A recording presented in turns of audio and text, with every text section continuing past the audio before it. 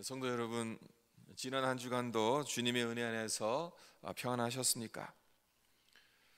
제가 여러분들께 이렇게 여쭙기는 합니다마는 이 세상을 살아가다 보면 이런 일 저런 일을 겪게 되기 때문에 항상 은혜 안에서 평안을 누린다는 것이 쉽지만은 않습니다. 마음은 원이지만 내 몸과 생각이 하나님이 원하시는 믿음의 자리에 서지 못할 때가 많습니다. 사실 우리가 제대로 된 신앙생활을 하기 위해서는 그에 합당한 삶의 헌신이 뒤따라야 하는데, 문제는 헌신이라는 것이 쉽게 할 수 있는 그런 성질의 것이 아니라는 것입니다. 헌신은 철저한 희생이 뒤따르지 않으면 안 됩니다. 헌신이 무엇인지 재미있게 표현한 예화가 있어서 소개해드리고자 합니다. 어느 농장에 닭과 돼지가 있었습니다. 하루는 이 닭과 돼지가 농장 주변을 돌아다니다가 주인집 부엌 옆을 지나치게 되었어요. 마침 아침 식사 시간이라서 주인 아줌마가 아침 식사를 준비하고 있었는데 자세히 보니까 접시에 계란과 햄을 놓고 있었습니다. 이를 본 닭이 의기양양거리며 돼지에게 말합니다. 저 계란을 봐라. 저게 희생이라는 거다. 그러자 돼지가 햄을 가리키면서 이렇게 말합니다. 너에게는 계란 하나 주는 것이 희생일 수 있겠지만 우리는 우리의 몸 전체를 모두 줘야 한다.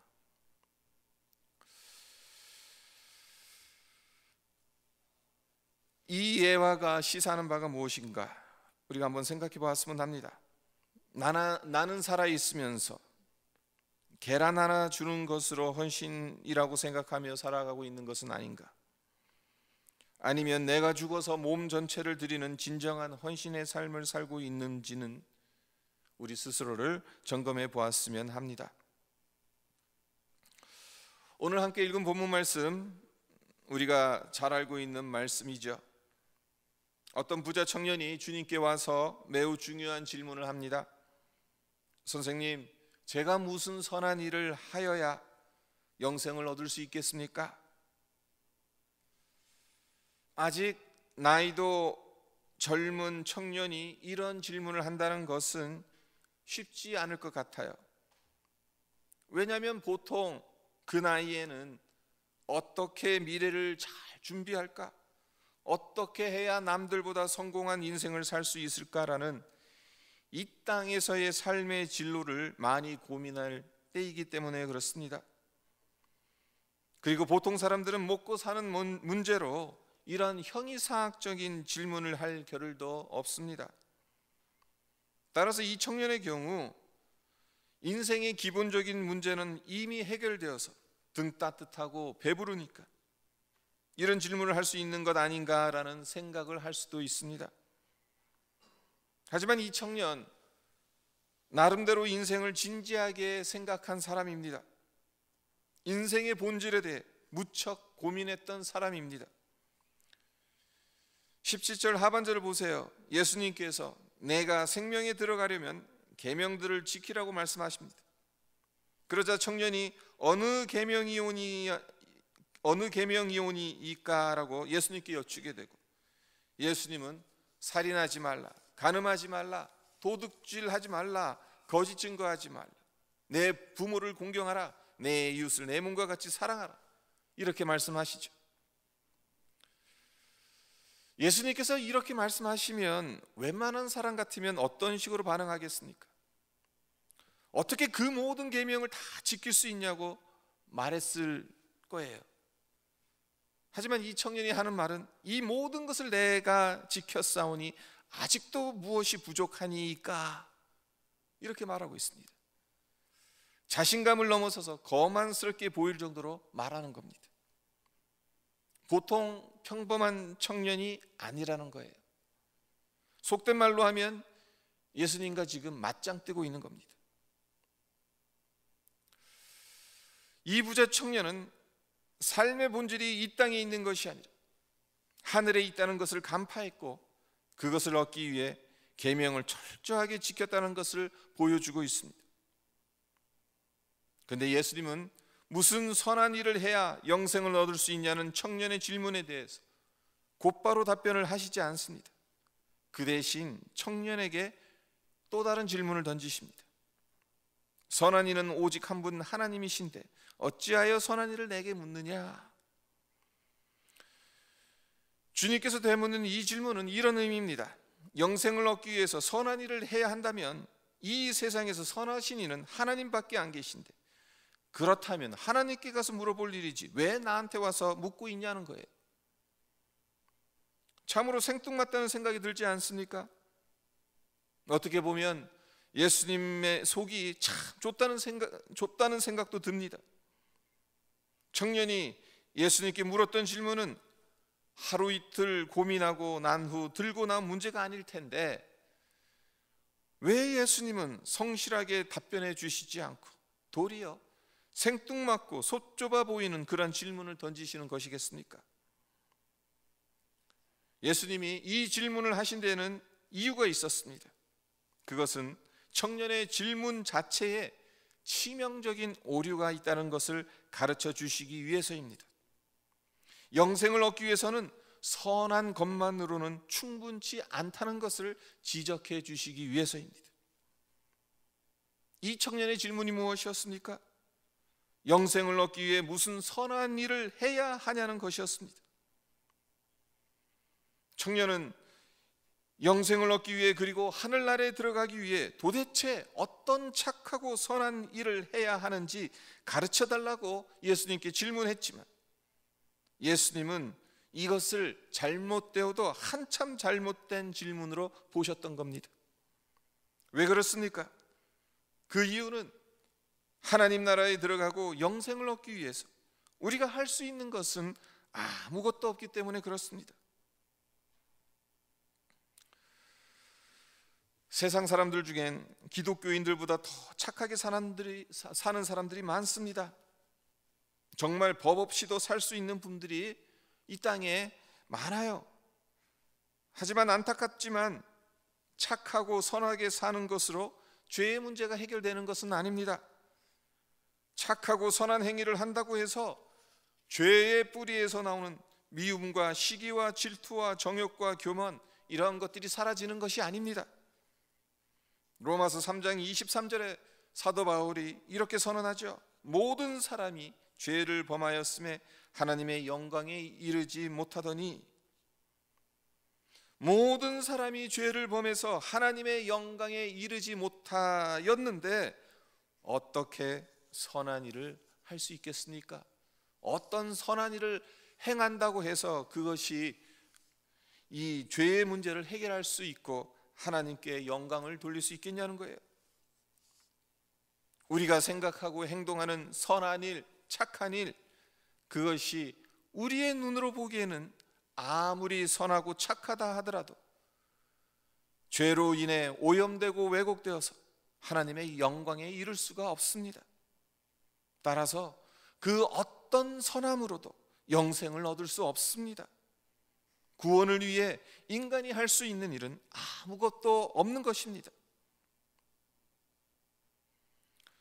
이런 점에서 세상 사람들이나 주님을 믿는 우리나 모두 죄인이기는 매한 가지이지만 다른 점이 있습니다. 그것은 믿는 자들은 구원받은 죄인이라는 거고 믿지 않는 자들은 구원받지 못한 죄인이라는 겁니다. 그리고 믿는 자들이나 믿지 않는 자들이나 모두 선하게 살아가려고 노력하는 것은 같지만 중요한 차이점은 왜 선하게 살아가려고 하는지 그 목적이 다르다는 겁니다. 성도들은 구원받은 백성답게 하나님께 영광을 돌리기 위해서 선하게 살려고 하는 거죠. 이와 반면에 세상 사람들은 선하게 살아야 구원받을 수 있는 길이 열린다고 생각하는 것입니다. 그렇습니다. 인간이라면 예수를 믿던 믿지 않던 선하게 살아야 합니다. 착하게 살아야 해요.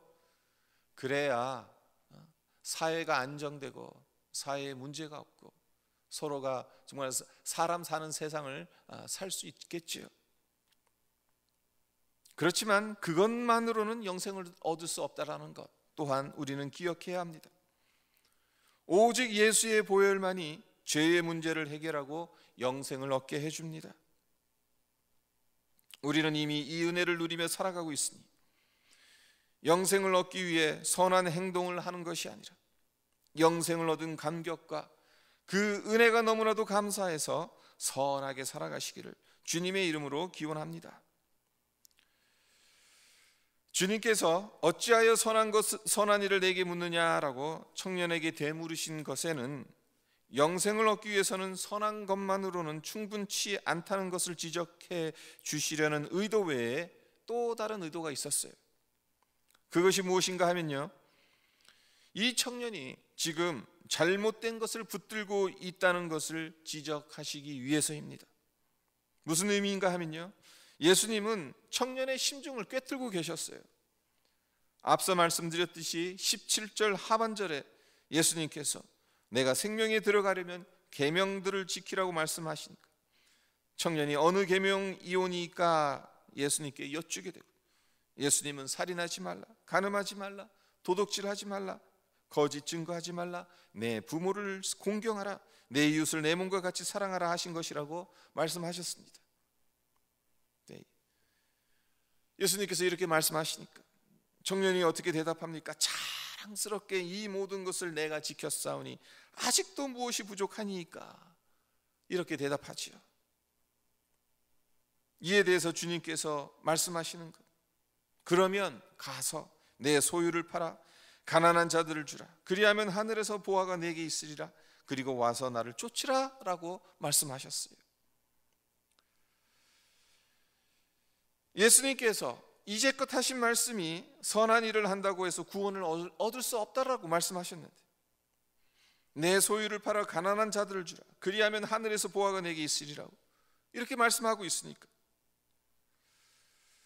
예수님의 의중을 파악하지 못한다면 계명에도 구원받을 수 있는 계명이 있고 그렇지 못한 계명이 있다는 의미로 들릴 수가 있습니다. 하지만 그게 아니죠. 예수님께서 이렇게 말씀하시는 것은 소유를 팔아서 가난한 자에게 주면 영생을 얻을 수 있다라는 그런 의미가 아니라 청년의 아킬레스건을 건드리고 계시는 거예요. 주님의 말씀은 이런 의미입니다. 그래, 제법이구나. 내 나이에 내가 말한 계명을 다 지켰다고? 하지만 그것으로 영생을 얻을 수 있을 것이라고는 생각하지 말. 왜냐? 너는 영생을 얻기에 하나님으로부터 칭찬을 받기 위해 열심히 계명을 지켰는지는 모르겠지만 내 마음은 여전히 이 세상의 것에 집착하고 있으니까. 예수님께서 이렇게 말씀하신 것입니다. 서론에서 말씀드린 예화에 적용하자면 이 청년은 영생을 얻기 위해 자기 딴에는 최고의 헌신을 했다고 하지만 정작 그가 한 헌신은 계란 하나 주고 의기양양하는 닭의 헌신과 같다는 것을 주님께서 지적하고 계시는 겁니다. 사실 오늘 본문 말씀을 자세히 읽어보면요, 주님은 10계명 전체를 모두 다 언급하시지 않았습니다. 5개만 열거하셨습니다. 그리고 그 뒤에 내 이웃을 내 몸과 같이 사랑하라고 말씀하셨습니다. 우리가 잘 알고 있다시피 10계명을 요약하자면 1계명서부터 4계명까지는 너의 하나님을 사랑하는 말씀이고, 그리고 5계명서부터 10계명까지는 내 이웃을 사랑하는 말씀, 이렇게 요약되죠. 근데 살인하지 말라, 간음하지 말라, 도둑질하지 말라, 거짓 증거하지 말라, 내 부모를 공경하라, 이 계명들은 하나님과 관련된 계명이 아닙니다. 사람들 사이에서 지켜야 할 계명들입니다. 예수님은 지금 더 지키기 힘들고 더 본질적인 하나님과 관련된 계명은 아예 언급조차도 안 하셨어요. 따라서 이 청년이 자신 있게 계명들을 모두 지켰다라고 말하고는 있지만 실상은 10계명의 반만 지킨 것에 불과합니다. 우리 역시 마찬가지지 않을까요? 주님을 위해 뭔가 열심히 했다고는 하지만 실상 보면 반쪽짜리인 경우가 얼마나 많습니까? 그런데 이보다 더 중요한 점은 이 청년이 율법을 문자적으로 지켰을는지는 모르겠지만 율법의 정신은 중요하게 여기지 않았다는 겁니다. 주님께서 열거하고 계시는 10계명들, 5가지 계명들을 열거하시죠. 내 이웃을 내 몸과 같이 사랑하라, 이것은 10계명 중에 들어가지 않아요. 10계명을 요약했을 때 이 말씀이 되는 거예요. 제 5계명서부터 10계명까지를 요약했을 때 내 이웃을 내 몸과 같이 사랑하라는 말씀이 나오는 겁니다. 근데 왜 5가지 계명들을 열거하고 나신 후에 굳이 내 이웃을 내 몸과 같이 사랑하라고 말씀하셨을까요? 그 이유가 무엇이겠습니까? 내 이웃을 내 몸과 같이 사랑하라는 것이 10계명을 주신 궁극적인 목적 중에 하나라는 것입니다. 이것이 하나님의 백성들이 지켜야 할 율법의 정신이라는 겁니다. 따라서 청년이 평소에도 이 정신을 소중히 여기고 있었다면 소유를 팔아서 가난한 사람에게 주라는 주님의 명령을 실천하지 못할 이유가 전혀 없는 겁니다. 내 이웃을 내 몸과 같이 사랑하라고 했으니까. 그러면 예수님 명령하셨던 것처럼 내 재산 팔아서 그거 가난한 자들에게 주고 나를 따르라. 이 율법의 정신을 평상시에 잘 알고 지키고 있었다면 그리 큰 문제가 되지 않을 겁니다. 하지만 그렇게 하질 못했죠. 이 말씀을 듣고 근심하며 돌아갔습니다. 청년은 문자적으로는 율법을 열심히 지켰을지 모르지만 율법을 지키면서도 끝까지 포기하고 싶지 않은 그 무엇인가가 그의 마음에 있었던 것입니다. 주님께서는 이것을 꿰뚫고 있었고 그것은 바로 재물과 관련된 것이었죠. 주님은 이 청년의 마음을 꿰뚫어 보고 계시면서 그가 정말 붙잡아야 할 율법의 정신은 붙잡지 못하고 율법의 껍데기만 붙들고 있는 것을 지적하고 계시는 것입니다. 그렇다면 무엇이 잘못되어서 이 청년이 율법의 정신이 아닌 율법의 껍데기만을 붙잡은 것이었을까요?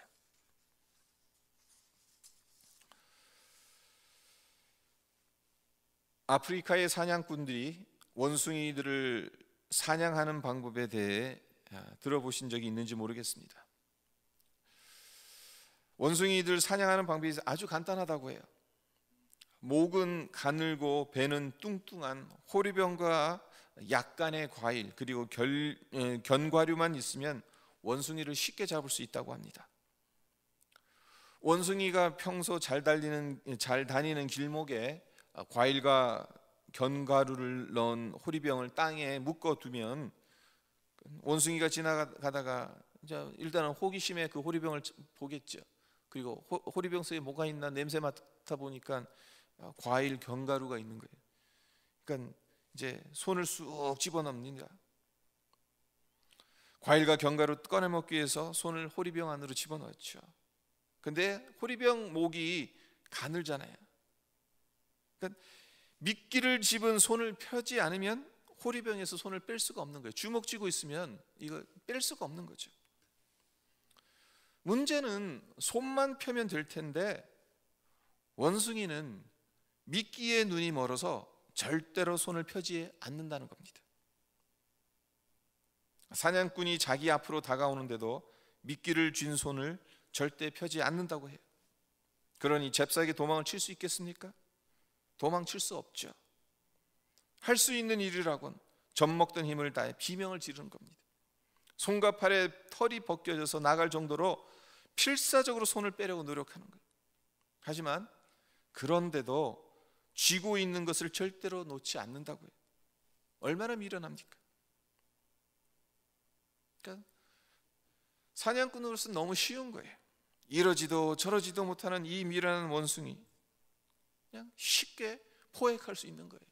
도망갈 수가 없으니까. 호리병에 묶여 있으니까.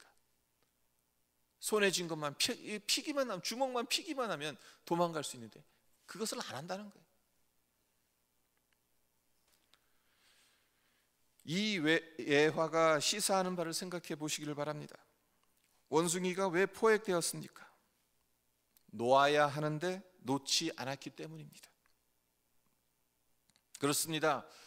이 세상에서는 쥐고 있는 그 무언가 때문에 다른 사람들보다 더 잘 나가는 인생, 더 편안한 인생, 더 성공한 인생을 살아갈 수는 있습니다.